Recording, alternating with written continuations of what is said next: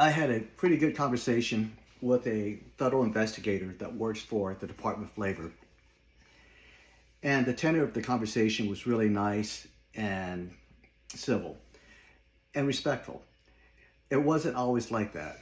I began representing this client on this DOL investigation about 6 weeks ago. And at that point, when I was hired on, the client had made a bunch of mistakes. He had voluntarily given interviews to the investigators without advice of counsel or anyone to help him, and he made some incriminating statements.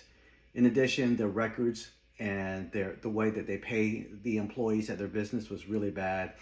And the investigator made some correct calls in that there was some violation of the Fair Labor Standards Act and was asking for over 6-digit in back pay and liquidated damages. When they hired me, the investigator was not happy. They thought I was there as a obstructionist, someone that was just going to get in the way of the truth.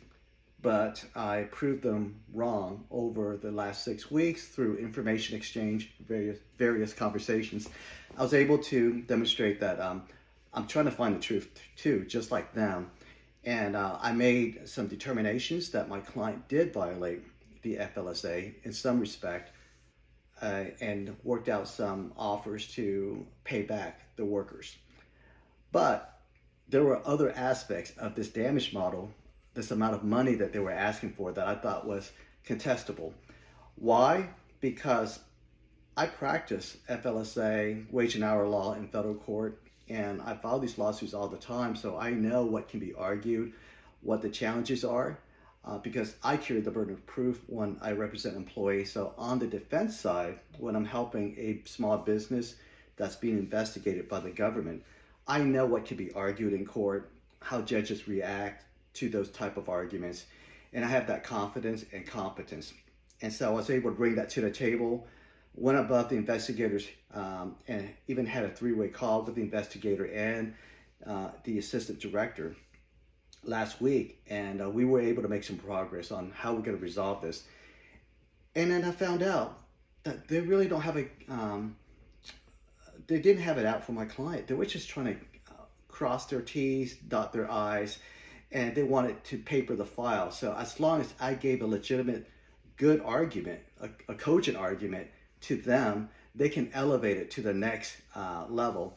And that's all they want. They just want me to write a brief, a letter, some explanation provided to them so that they can kick the can down the road, elevate it to someone else to make that call. But eventually they do want to do what I want to do.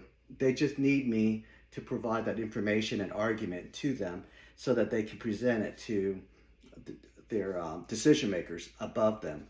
And it turned out pretty good. So I turned this file around from a disadvantage to, I think, a positive, where I think we can actually get it resolved. Everybody's going to be happy. The investigators will be happy because we resolved it. The workers get a paycheck. My client gets to cut checks that are at a lower amount. And at the end of the day, I think that lawyers have a role to play, and that is we bring some expertise to the table and try to get things resolved and help improve the situation instead of getting in the way. Okay, back to work.